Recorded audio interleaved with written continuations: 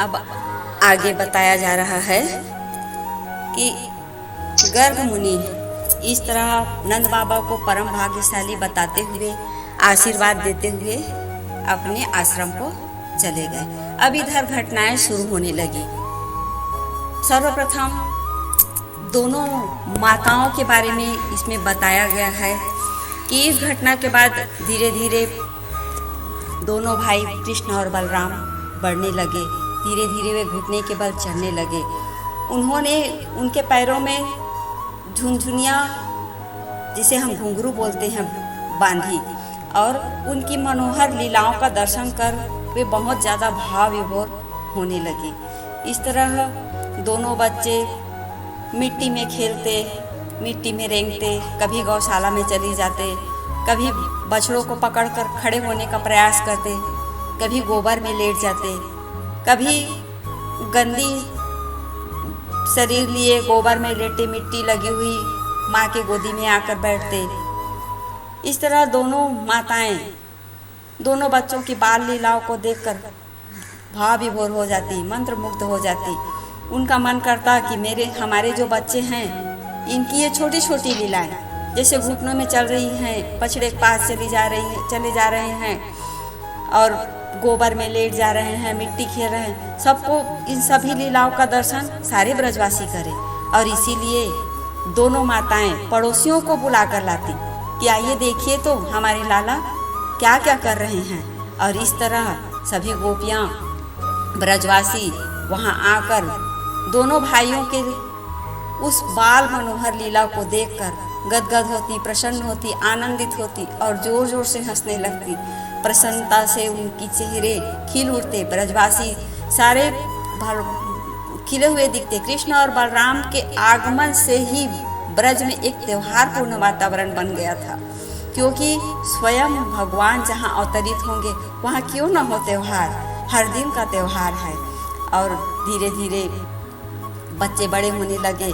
माताओं का भय भी बड़ा बड़ा होने लगा, क्योंकि बच्चे जैसे बड़े होते हैं तो बच्चों की बाल सुलभ मनोवृत्ति होती है कि वे उपद्रव करते हैं। इसी तरह ये दोनों परब्रह्म तो हैं, लेकिन अपने जो बाल लीला है वो भी दिखा रहे हैं। कभी बैलों को छेड़ देते, कभी बंदरों के पीछे भागते, तो कभी अग्नि के पास जाने का प्रयास करते। और इन सबको बचाने के लिए दोनों माताएं अपने कार्य में लगी रहती, लेकिन सारा ध्यान अपने पुत्रों पर लगा कर रखती।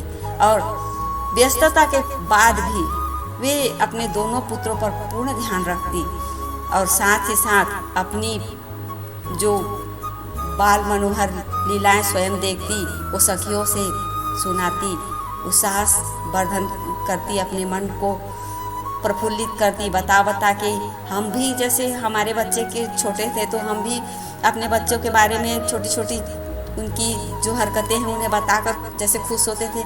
बस वही है। माँ यशोदा और रोहिणी भले ही परब्रह्म की माँ हैं, लेकिन है तो बच्चों की माँ। उन्हें भी उनकी हर नटखटपन, हर क्रियाकलाप आनंद ही देता था। झूठ मूठ की गुस्सा भी करती थी, लेकिन बहुत ज़्यादा आनंदित होती थी। और दोनों के साथ साथ पूरा ब्रज आनंदित होता था और पूरे ब्रज में दोनों की लीलाओं का वर्णन शुरू हो चुका था। सभी उनकी लीलाओं को देखने के लिए उत्साही रहते थे। हरे कृष्णा, हरि बोल। हरे कृष्णा।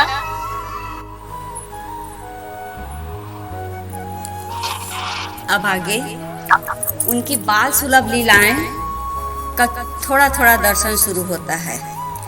यहाँ माता यशोदा और रोहिणी के साथ साथ ब्रज की गोपियाँ भी उनकी बाल सुलभ लीलाओं का आनंद लूटने वाली हैं।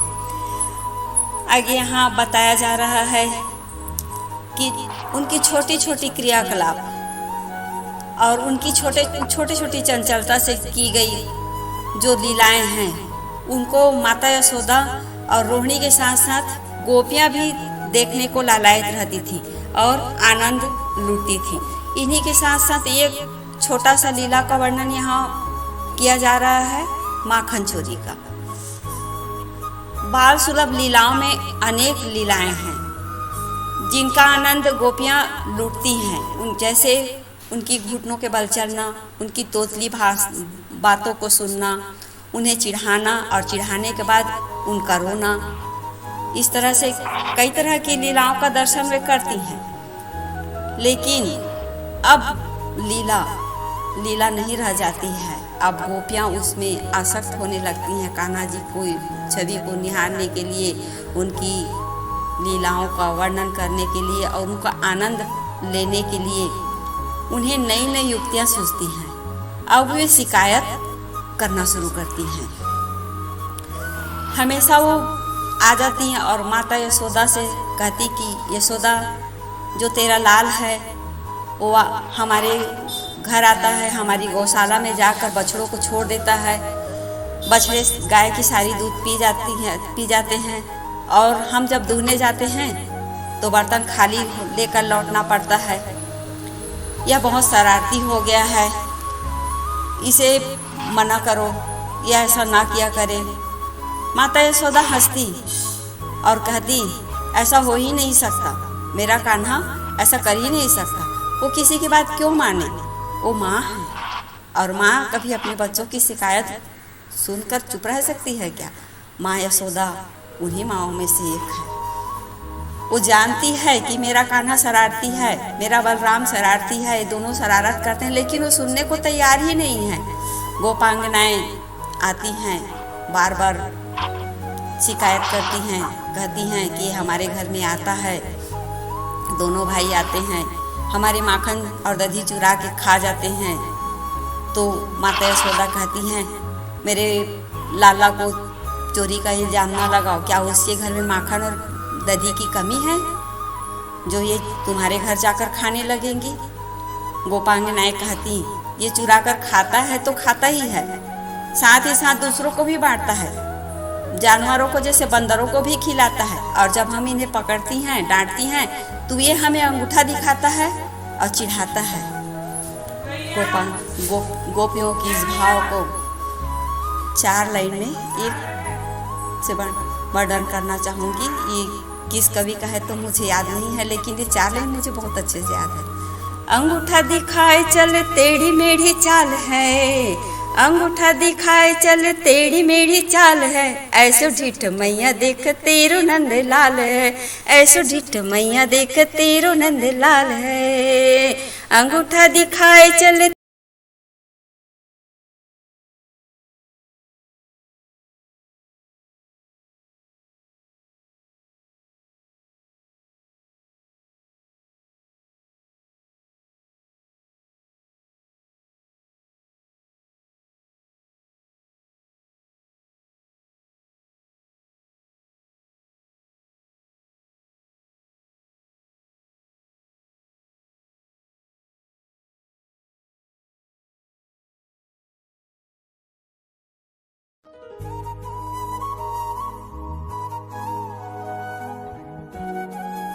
बिना मतलब के मेरे लल्ला पर लांछन लगाते हो।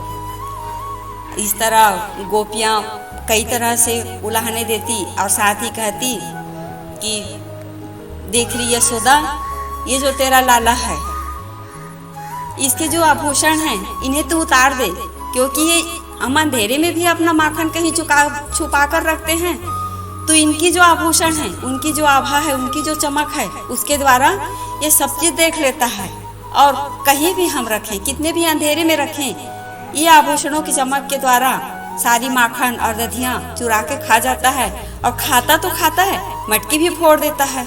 इसलिए यशोदा, तू अपनी लल्ला को संभाल, ये बहुत ज़्यादा नटखट होते जा रहा है और हमारी तो एक भी नहीं सुनता है, उल्टा हमें चिढ़ाता है, अंगूठा दिखाता है और हमें जीभ बिचकाकर हमें चिढ़ाकर भागता है और हमारे घर की माखन चोरी करता है, ऊपर से हमें ही चोर बताता है।